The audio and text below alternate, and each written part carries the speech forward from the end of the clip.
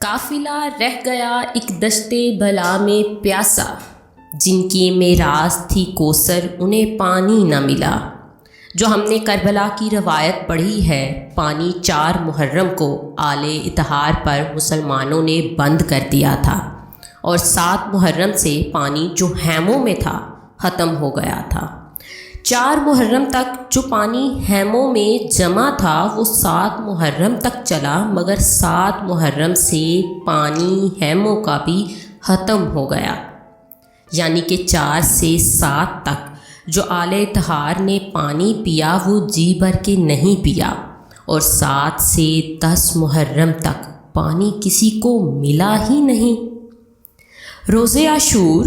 اصحاب امام حسین علیہ السلام، جس میں بہت سارے مولا علی علیہ السلام کے اور رسول اللہ صلی اللہ علیہ وآلہ وسلم کے صحابی تھے،